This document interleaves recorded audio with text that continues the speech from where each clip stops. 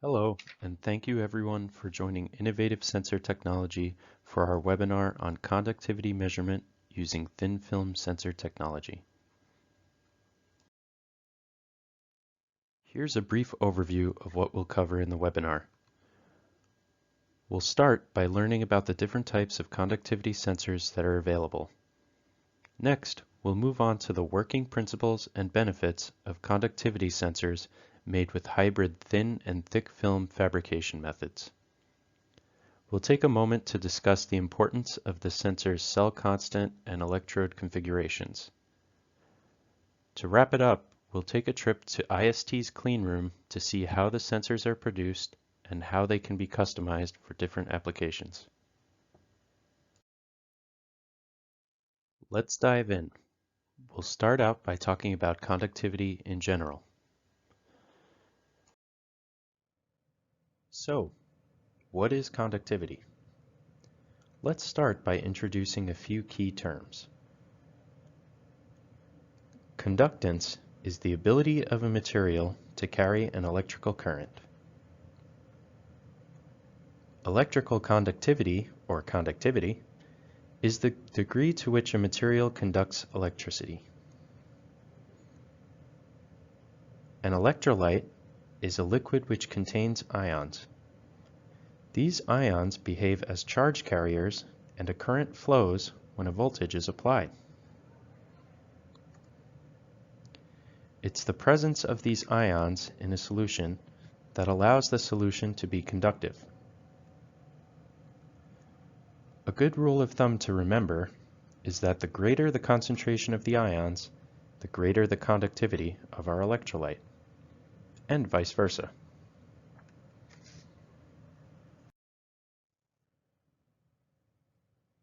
Let's take a moment to think about why we might measure conductivity in the first place.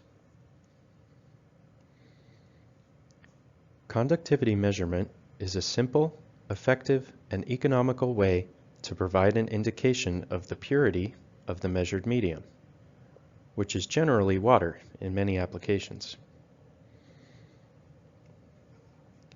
The list of applications is always growing, but some common ones include water purification and treatment, appliances, food and drink preparation, and oceanographic instrumentation.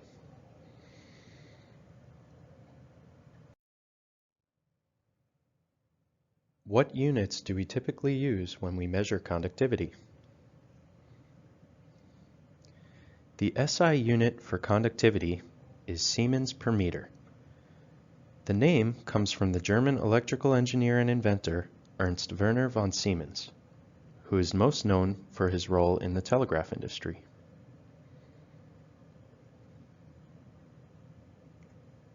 In most applications, these measurements are expressed in millisiemens per centimeter or microsiemens per centimeter. In some cases, a conductivity sensor can be used to measure the total dissolved solids, or TDS, in a solution. This is often expressed in parts per million, or ppm for short. Though this isn't the same as conductivity, there's often a strong correlation between conductivity and TDS. So in a well-calibrated system in some applications, the conductivity measurement can sometimes be translated into a TDS measurement.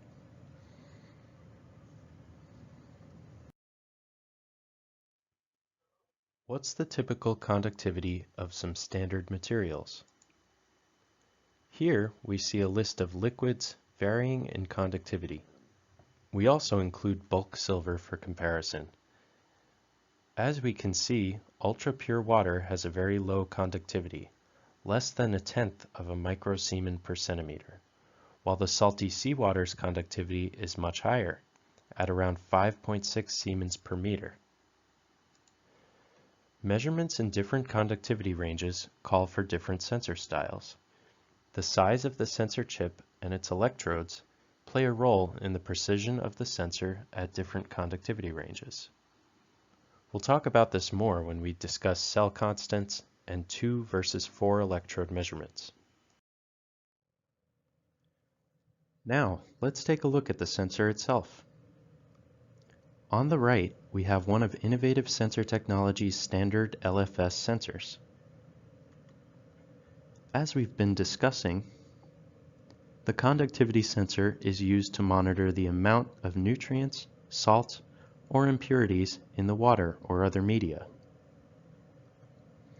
The sensor generally features 2 or 4 measurement electrodes.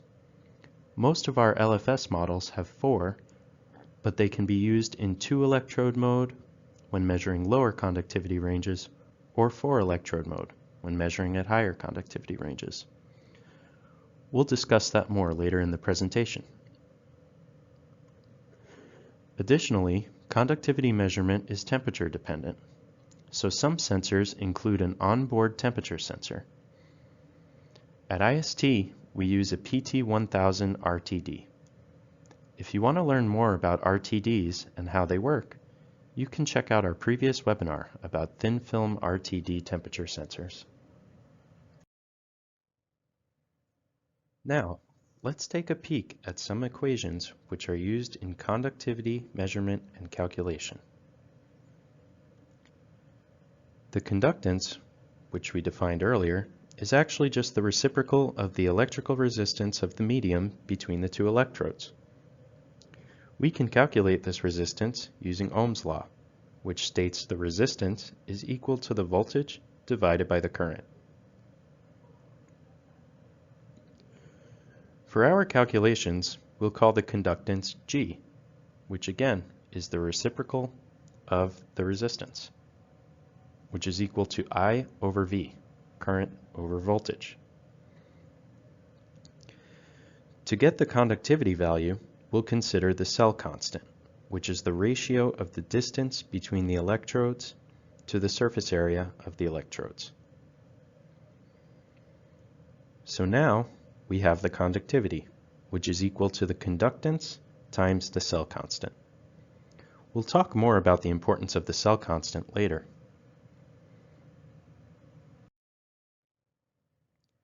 At this point, we have a sense of what conductivity is and why measuring it might be useful. But let's take a closer look at how the sensor works. The electrical conductivity of a solution comes from the dissociation of soluble salts, acids, and bases. We're left with positively charged cations and negatively charged anions. These ions contribute to the charge transport, or the current flow, in the presence of an electrical field.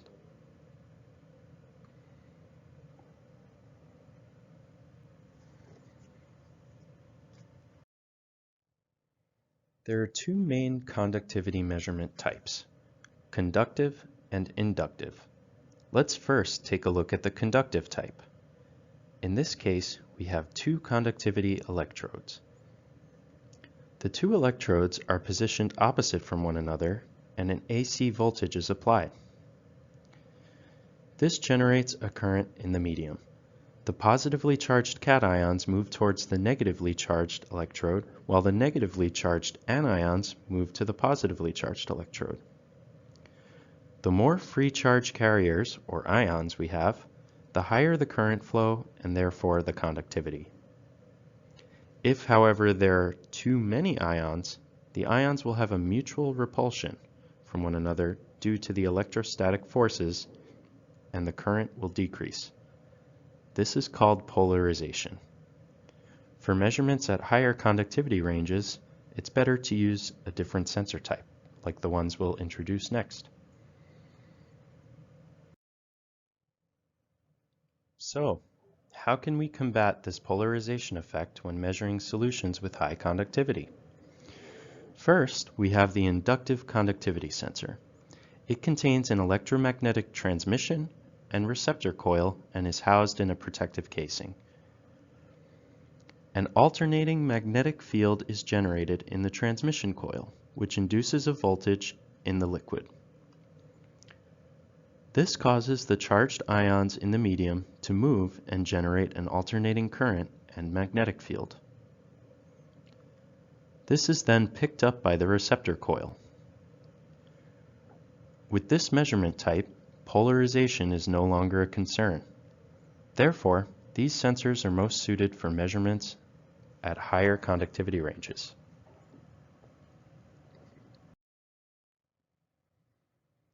We can also combat the polarization effects using a conductive measurement like we discussed before.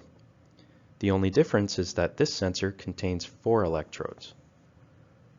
Most of IST's conductivity sensors are the 4-electrode conductive type. They can be operated in either 2 or 4-electrode mode depending on the conductivity range of interest. Just like before, an AC voltage drives a current in the medium. But now we have 2 additional currentless electrodes which measure the potential difference in the medium using a high impedance amplifier. Using this measured voltage and the known current, we can calculate the conductivity value. The benefit here is that there's negligible current flow in the inner electrodes, so polarization does not influence these electrodes or our calculation.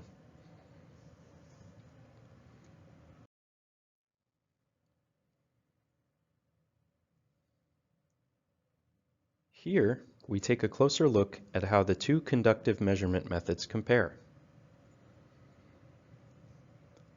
On the left, we have a 4-electrode measurement, where we're driving a current through the 2 outer electrodes. Then, with the currentless inner electrodes, we measure the potential difference. Using the known current and this measured voltage through the 2 inner electrodes, we get the conductance, which can then be converted to conductivity. On the right-hand side, we have the 2-electrode arrangement where our output signal could be influenced by polarization effects. It's important to consider your conductivity range when selecting a sensor type.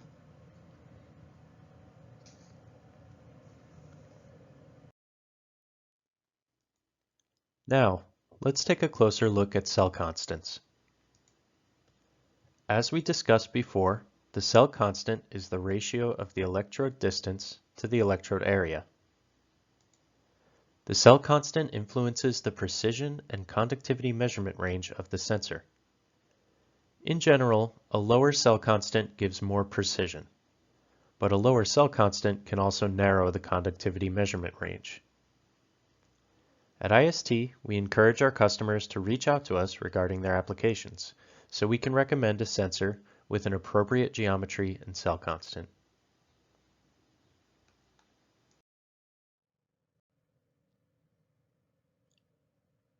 In general, IST's standard LFS sensors can measure between 10 microsiemens per centimeter to 200 millisiemens per centimeter at temperatures ranging from -30 degrees Celsius to +100 degrees Celsius.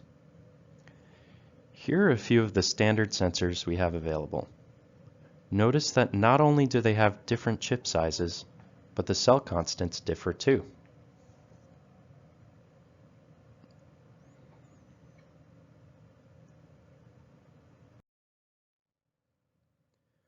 When we measure conductivity, it's important to consider the temperature of our medium.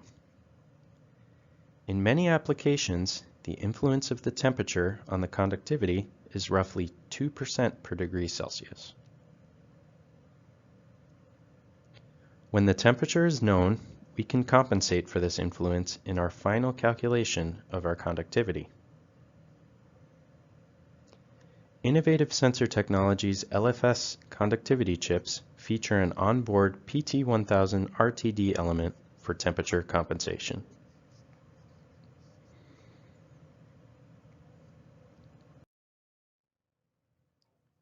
Now that we know the theory behind how the sensor works, how do we create a conductivity sensor?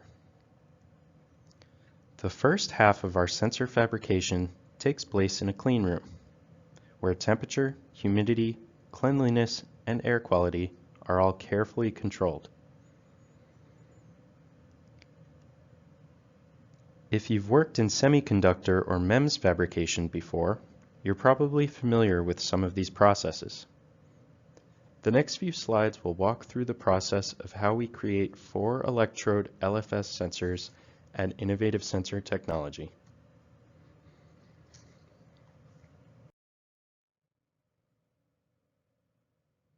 First, we start out with our bare aluminum oxide ceramic substrate, which has first been cleaned and checked for defects. Each substrate will hold several conductivity sensors.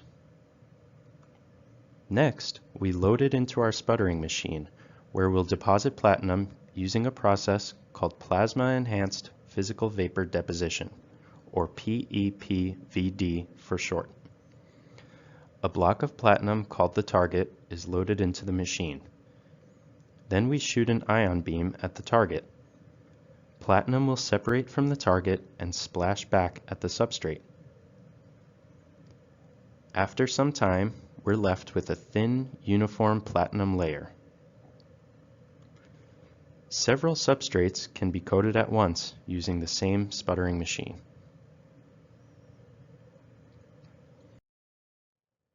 The resistive platinum layer is then coated with a light-sensitive photoresist. The room must be wrapped with yellow light films in order to protect the photoresist from exposure. If you've ever worked in a photography darkroom before, the setup is similar. The photoresist is applied to the substrate using a process called spin coating. First, the photoresist is applied in the center of the substrate. Then, with high-speed rotation, the resist is applied evenly on the entire substrate. Finally, the coating is subsequently dried using a hot plate.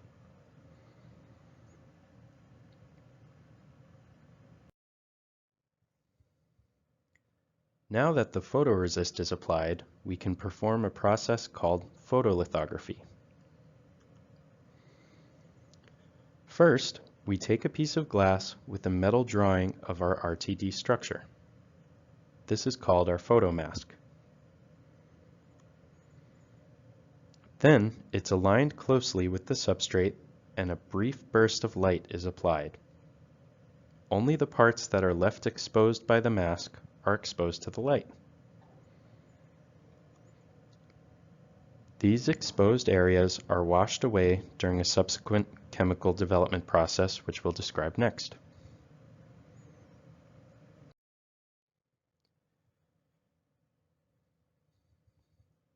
So, how do we get rid of that platinum that's not part of our RTD element?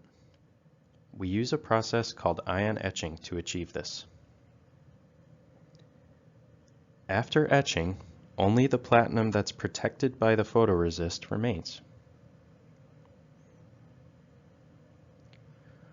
When we remove this resist, we're left with just the platinum meander structure of the RTD. This structure extends to the end of the chip where we'll weld wires to it later.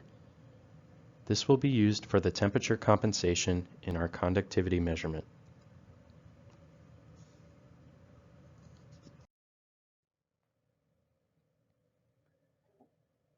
Next, we'll use a process called laser trimming to check and adjust each RTD element's nominal resistance. That's the resistance of the element at 0 degrees Celsius.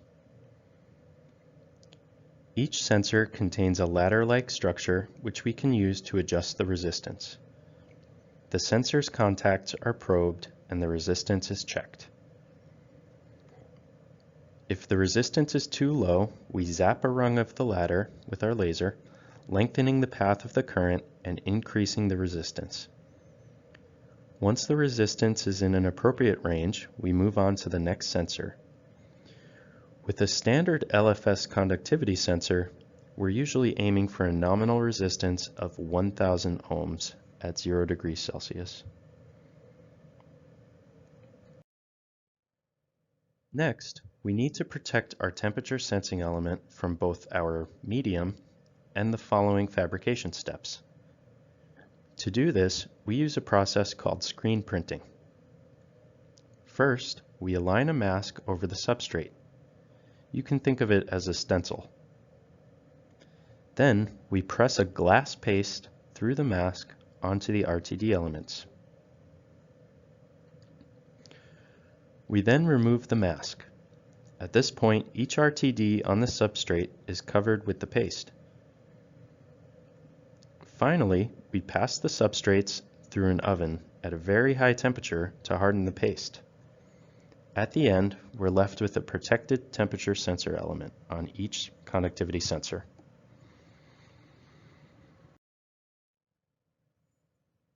Now it's time to make our conductivity electrodes.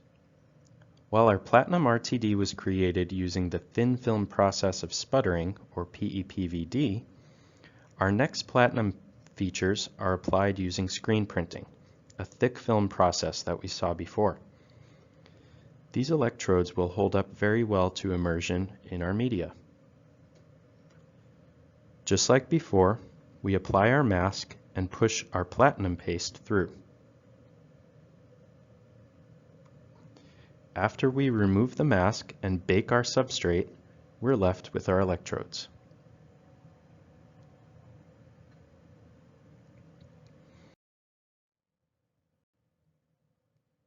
During our third and final screen printing step, we cover our electrical traces and the RTD again with a protective glass layer.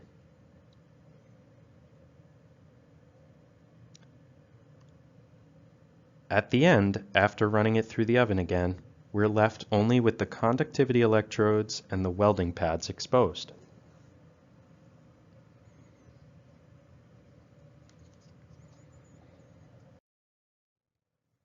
Now, it's time to start separating our sensors. We do this using a dicing machine. These machines typically use a very thin, rotating diamond blade to perform the cut, and it's typically automated. The sensors are cut into strips, making them ready for welding.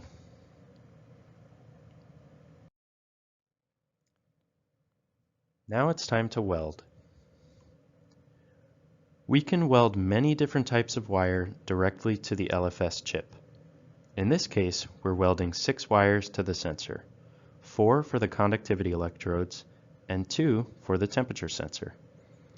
This is done with a semi-automated process which feeds the wire and welds it directly to the chip. Next, we apply a protective paste over the welding area and run it through an oven to harden. This allows for a more robust sensor with better wire pull strength while also preventing any short circuits. Finally, we run the entire strip through the dicing machine again to separate them into individual sensors.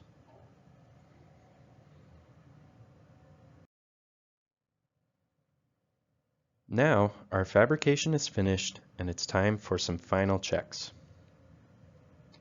A 2-point temperature measurement is carried out to classify the RTD temperature sensing element as either Class B or Class C. These classes refer to the tolerance for our temperature measurement. After this, an optical measurement is performed to check for scratches, impurities, and passivation quality.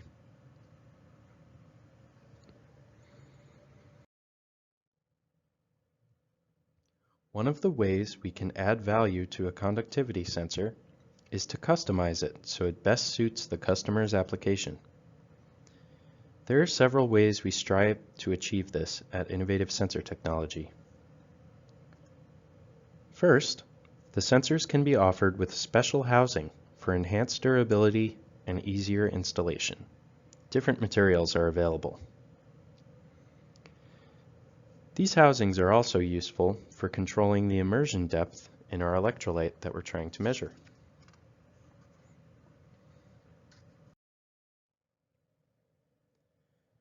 Another common customization is with the wires or contacts. LFS sensors, like many of IST sensors, can be customized with special wire lengths, diameters, materials, insulations, and connectors. Alternatively, they can be fabricated with bonding pads instead of wires.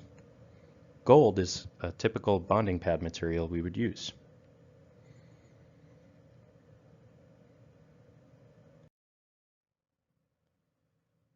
Finally, we can also customize the conductivity electrodes themselves. Changing the dimensions and layout of the electrodes in turn changes the cell constant and makes the sensor more accurate at certain conductivity ranges. It also influences the sensor's chip size. One example is IST's LFS 1107. This small footprint sensor features 4 round electrodes instead of the traditional rectangular format. This sensor, since it has 4 electrodes, isn't influenced by polarization and it's accurate over a wide conductivity range.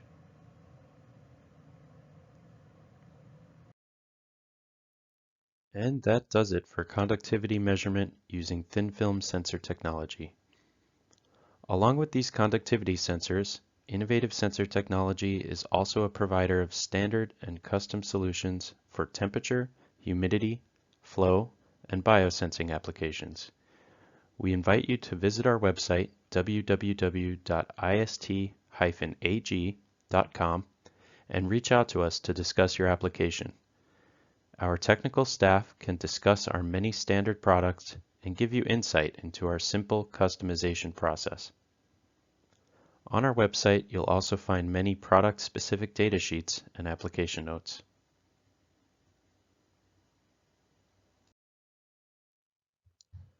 Thank you everyone for watching, and again, feel free to contact us anytime to discuss your sensing needs. You can now reach us 24 hours a day, Monday through Friday, on our website's live chat.